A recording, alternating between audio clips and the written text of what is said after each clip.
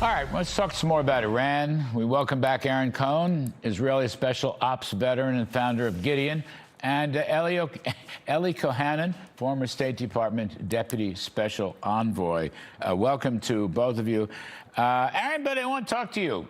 Trump warfare, psychological warfare. Why do you suppose he gave them 10 more days? Because, you know, the Pentagon is loading up.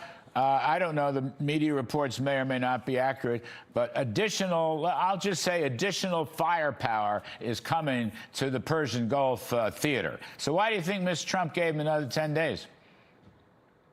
Good to see you, Larry. So you're asking me about the extension of the energy strike deadline and the read on that. I think this is Trump warfare. I think this is classic Trump strategy.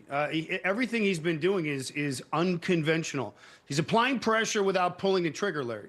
So keeping Iran off balance while the U.S. and Israel objectives continue to get completed, Israel's going to keep picking this thing apart, Larry. Nobody does it better than Israel, especially with that U.S. behind them and with those giant AWACS that the Americans have. So this is what I call that uncertainty warfare, Larry. You know, Iran doesn't know if the strike's coming tomorrow, next week, yesterday, lifnei shavua. They have no idea. They're completely off balance, and I think that forces them to hesitate and second guess. So the bottom line, Trump's not backing off. He's tightening pressure and forcing Iran into a weaker position. That's what I think is happening. No, and you're right, and I agree with you. He could strike before the 10 days are over. He can do a lot of things. He can do any damn thing he wants, as a matter of fact. And I know from some internal discussions that many different options have been put before him and that they're going through them. By the way, Ellie, when he speaks Hebrew, you're allowed to speak Farsi. I just wanted to put that in there, sort of given equal time. Do you think Iran... You've seen the 15 American conditions. You've seen the 3 or 4 Iranian conditions, which are ridiculous. I don't take any of it seriously. Do you think Iran, however, has changed its views? Have we found someone inside Iran, you know, after all the other leaders have been knocked off, that might actually agree, let's say, to a majority of the 15 conditions the United States has set? Larry, I hate to be a pessimist, but I don't think we've broken the will of the Islamic Republic regime or what's left of them yet.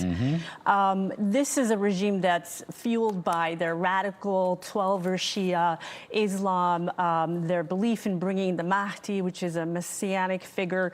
And also, let's remember, they have huge incentives financially. As you know, Larry, they've been pilfering the billions of dollars of the Iranian economy for years and years. And so that, you know, staying in control gives them access to that money forever. So they're very disincentivized to capitulate right now. I think, though, President Trump is really quite aware of the nature of this regime. And as we just discussed right now, the president, while he's offering them a diplomatic path, he's bringing more assets into the region. So the president is always keeping his options on the table. And what he's proven to us over and over again is he's willing to use them if he feels it's necessary. You know, Aaron, just that last point, you've made it, Ellie's made it.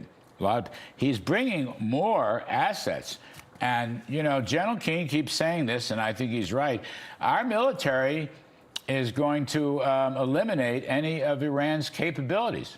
I mean, period. Full stop. That's what's going to happen. Deal or no deal. And look, we're building up our military presence in that theater. So, I agree with you. It's more psychological warfare than anything else. Larry, 100%. So the big picture as far as where this goes next, so we're seeing that 10,000 troop escalation that's being talked about right now. We're in controlled escalation. There's a lot of experts out there talking about this might be too much, and here we go. We're going to have boots on the ground. It's going to be till, hang on a second. Iran has been hit so hard, Larry. Thousands of nodes, minefields. Their entire navy's been wiped out. Israel's been taking out the leadership of Iran. Everyone's cleaning house right now.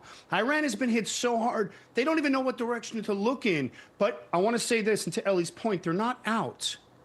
Their remaining strength, however, lies in disruption.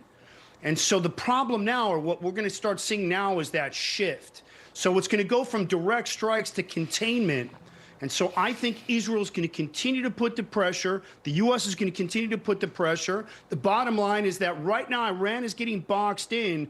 Is it going to create enough of a pressure cooker inside of the regime for dissent to start happening and cracking from the middle. There's only so much pressure they're going to be able to take, Larry. Yeah, I get it. And Trump knows that. And Israel's got the intelligence, and Trump's looking at this intelligence package. Cool.